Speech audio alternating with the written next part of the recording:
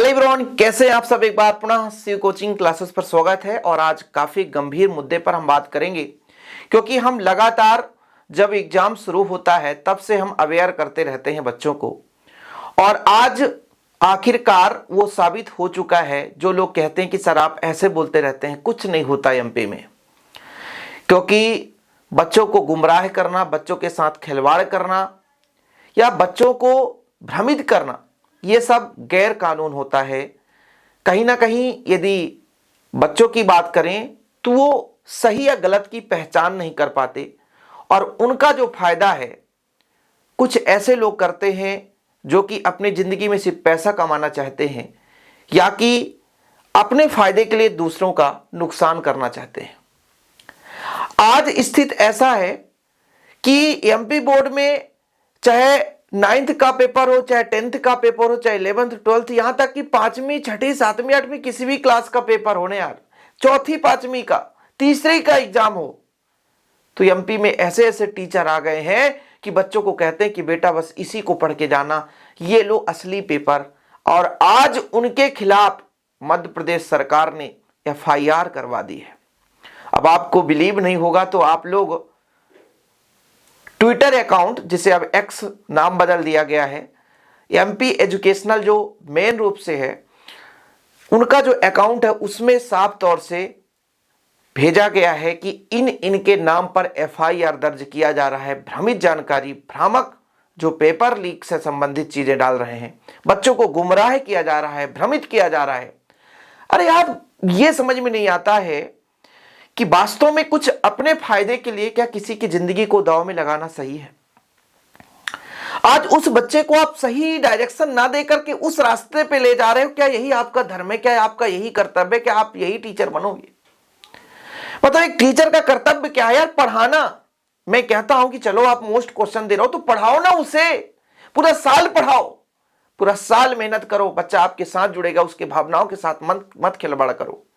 लेकिन हमारे ही साथी कुछ, भले हमसे वो नाराज हो जाए, क्योंकि मैं अभी से नहीं, 12th का जब एग्जाम शुरू होता है, 10th का एग्जाम शुरू होता है, तब से मैं अवेयर करता हूं बच्चों को कि प्लीज यार उन ऐसे मेरे छोटे भाई बहनों के पीछे मत पड़ो। क्योंकि ऐसे बहुत सारे यूट्यूब पे 10,000 20,000 वाले चैनल वाले हैं जो महीने में 1 लाख सब्सक्राइबर बना लेते हैं। उसके पीछे रीजन ये है क्योंकि जो बच्चा आ रहा है उसे फ्री का चीज मिल रहा है, उसे ये समझ में नहीं आ रहा है कि आज का ये जो हम नकल करके पास हो रहे हैं या सोच रहे हैं केवल इतना पढ़ के चले, भविष्य में क्या होगा उस चीज को तनिक भी वो नहीं सोचते हैं। वो अभी का देखते हैं, क्योंकि अभी हमारा परसेंटेज आ जाए, बाद की बात कुछ भी नहीं समझेंगे। वो तो तब रोएंगे जब वास्तविक रूप से आगे चल करके कंपटीशन एग्जाम फाइट करना होगा और लगेगा कि यार उस टाइम हम पढ़े होते।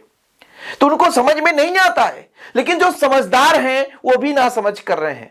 तो मैं शुक्रगुजार हूं, मैं बहुत बहुत धन्यवाद देता हूं भाई एमपी बोर्ड में, जो ऐसे महान टीचर, ठीक है, जो कि बच्चों के साथ भविष्यवाणी के साथ खिलवाड़ करते हैं, उनको भी साधुवाद है।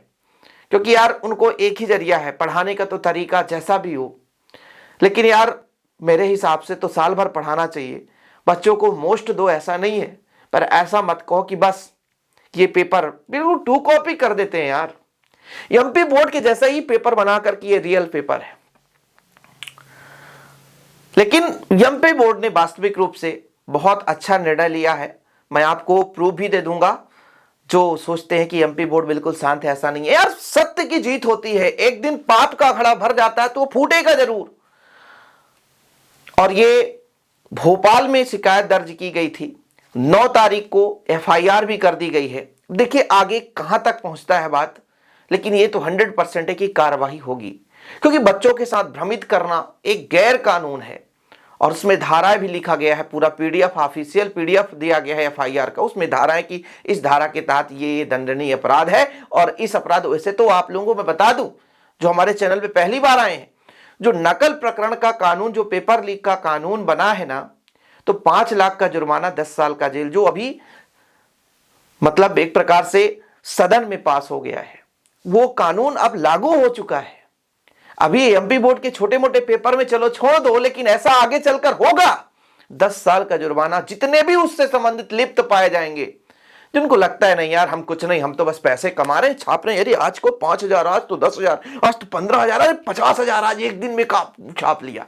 वो एक दिन ये जो 50,000 रुपए है ना, वो जिंदगी भर के लिए आपके ये जो मतलब आप इतना उत्साहित होकर के ना यार आज इतना मैं तो 1 महीने में 4 व्हीलर खरीद लूंगा, वो कलंक आपके साथ लग जाएगा ना, जीवन भर आप कलंक को धो नहीं पाओगे। आप एमपी बोर्ड के लिए टीचर नहीं, एक धब्बा बन जाओगे, अपने आप को जीवन में कभी माफ नहीं कर पाओगे, ध्यान देना मेरे भाई। और ये आप सोचोगे आज ये अपडेट आया तब मैं विरोध कर रहा हूं, पेपर के पहले भी मैं विरोध किया हूं, हर एग्जाम के पहले बच्चों को मोटिवेट किया हूं कि ऐसे छपरी लोगों से थोड़ा दूर रहना, बल्कि मेहनत करके जाना, क्योंकि किसी की औकात नहीं रहता बोर्ड एग्जाम का पेपर लीक कर दे, और पेपर लीक कर देगा तो उसका पाप का घड़ा एक दिन अच्छा से भरेगा। हमेशा हमारे कमेंट्स में भी आप जाकर के देखो, जैसे ही बच्चे पेपर देख के आते थे सोल्यूशन में प्रोवाइड करता था, कहता था कि बच्चों मिला लो, बोले सर यही पेपर मेरा 7 बजे पहले आ गया था, मतलब 8-9 बजे से पेपर है, 7 बजे मेरे टेलीग्राम में आ गया था, सर मैं क्या करूं सर पेपर वायरल हो रहा है। मैं कहा बच्चों कर क्या सकते हो, आप लोगों के ही बदौलत वो पेपर वायरल करने के लिए आतुर हैं, लेकिन आप ऐसे टीचर्स को पकड़ो जो पढ़ा रहा हो आपको, आपकी जिंदगी को संवार रहा हो, तो काश वो खुद नहीं बढ़ने पाए। लेकिन आप देखो ना यार, ना पढ़ने वालों की संख्या बहुत ज्यादा है, नकल फ्री में रेवड़ी बढ़ता है, अच्छे अच्छे लोग बहक जाते हैं, और वही बच्चों के साथ होता है क्योंकि ना समझ है। आप लोग यदि मान लीजिए 12th क्लास में फिर भी आपके पास उतना मेच्योरिटी नहीं है, आप उतना समझदार नहीं है कि क्या सही है क्या गलत है, इस चीज को समझने वाले हम लोग समझ सकते हैं जो आपको पढ़ाते हैं। टीचर क्यों कहलाते हैं भाई, एक शिक्षक का दायित्व तो क्या है, कर्तव्य क्या है कि आपको सही रास्ते पर ले जाए, सही मार्ग दिखाए, ना कि आपके भविष्य के साथ खिलवाड़ करे। लेकिन है होता क्या है आप बताओ ना, होता क्या आज एमपी बोर्ड में। और इस बार बहुत लोगों को नसीहत मिल जाएगा और सुधर भी जाएंगे लोग, यदि थोड़ा सा एमपी बोर्ड और थोड़ा सा कदम उठा लिया, जो स्कैम होता है ना उसके विपरीत थोड़ा सा कदम, तो साइबर क्राइम बता रहा हूं कि ऐसा नहीं है चैनल तो डिलीट होने की बात तो थोड़ा यार आपके घर से उठा के ले जाएगा, वो ऐसा नहीं है यार। गवर्नमेंट को भी इतना कमजोर मत समझो, सिस्टम को इतना भी कमजोर मत समझो कि पूरे जो एमपी को चला रहा हो उसी को आप पढ़ाने लग जाओ। तो मैं तो एमपी बोर्ड के सभी जो साथी हैं उनको मैं एक बार फिर से कहता हूं कि भाई साहब टीचर का काम करो, पढ़ाने का काम करो, बच्चों का भविष्य खिलवाड़ मत करो, नहीं तो मैं गारंटेड कहता हूं कि पाप का घड़ा भरने से कितना भी कोशिश कर लो फूटेगा तो बह ही जाएगा, चाहे जितना भी कर लो, कितना भी पैसे कमाए हो, सब दाव में लगा दोगे, अपने कलंक को कभी धो नहीं पाओगे। कलंक ऐसा चीज है कि आज तक में आपने कितना पैसा कमाया, उस पैसे से धो लेना तो मेरा नाम बदल लेना, कभी नहीं हो सकता। एमपी बोर्ड का जब पेपर शुरुआत हुआ था तभी से मैं बता रहा था, सब कुछ मैं बताया कि एक दिन ऐसा समय आएगा, और आज वो दिन है कि एमपी बोर्ड के सभी जो टीचर हैं, जो पेपर डालते हैं, जो पेपर बच्चों गुमराह करते हैं, उनके मन में थोड़ा कहीं ना कहीं एक भ्रम होगा, थोड़ा सा चिंता होगी आज कि वास्तव में हम क्या काम कर रहे हैं। अंदर से पूछना, दिल से पूछना कि मैं क्या कर रहा हूं, उनको भी लगेगा। लेकिन यार मुझे भी लगता था क्या एमपी बोर्ड ऐसे ही रहेगा, क्या कभी कदम नहीं उठाएगा, लेकिन आज मुझे दिल से सुकून है, होना भी चाहिए। गलत के खिलाफ कार्रवाई जरूरी है। यदि बताओ गलत के खिलाफ यदि कार्रवाई नहीं होगी तो हर दिन एक नया स्कैमर तैयार हो जाएगा, और वो अभी तो मान लीजिए छोटे मोटे पेपर के लिए, आगे चलकर बड़े बड़े पेपरों के लिए भी वो थोड़ा करप्ट होता जाएगा।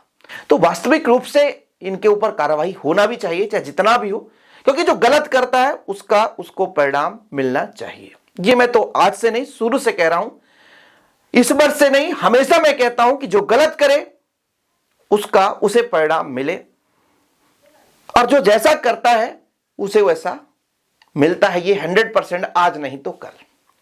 तो फिलहाल मैं अपना विचार यहां पे साझा कर रहा था सभी के साथ कि वास्तविक रूप से आप लोगों का क्या राय है, जो मेरे साथी हैं या जो मेरे चैनल से जुड़े हुए हैं, आप लोगों का क्या राय है कि क्या होना चाहिए, बताओ इनके साथ क्या होना चाहिए, क्या नहीं होना चाहिए। वास्तविक रूप से क्या पेपर लीक या भ्रम जानकारी फैलाना क्या सही है, क्या गलत है, क्या वास्तविक रूप से लोगों के साथ ऐसा करना चाहिए, बच्चों के साथ खिलवाड़ करना चाहिए कि नहीं करना चाहिए, ये जरूर आप लोग अपना राय बताइएगा। जय हिंद, वंदे मातरम।